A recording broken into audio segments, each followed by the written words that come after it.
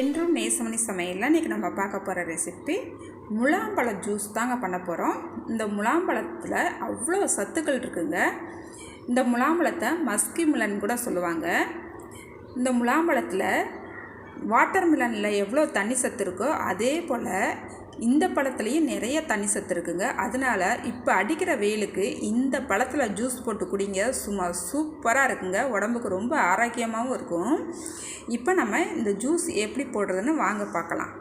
பாருங்கள், இப்போ ஒரு பழத்தை நம்ம சீவி எடுத்துக்கிற போகிறோம். இப்போ மேலே நல்லா மஞ்சள் கலரில் இருக்கும், அந்த தோலையும் நல்லா சீவி எடுத்துக்கலாம்.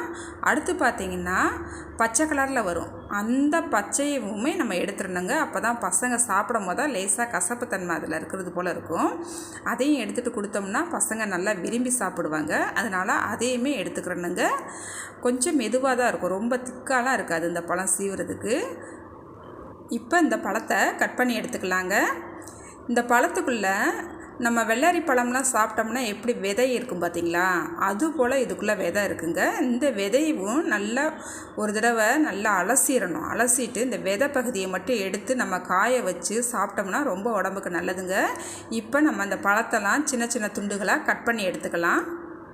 இப்போ பழத்தெல்லாம் கட் பண்ணிக்கிட்டாச்சு. இப்போ ஒரு ஜாருக்கு மாற்றி நம்ம ஜூஸாக அடித்து எடுத்துக்கிற போகிறோம். தண்ணி எதுவும் சேர்க்க வேண்டாம், இந்த பழத்துலேயே நிறைய தண்ணி சத்து இருக்கிறதுனால அப்படியே அடிச்சுக்கலாம், தண்ணி எதுவும் சேர்க்க வேண்டாம். சுகரும் சேர்க்க தேவையில்லை, இந்த பழத்தோட இனிப்பே போதுமானபடி இருக்குங்க.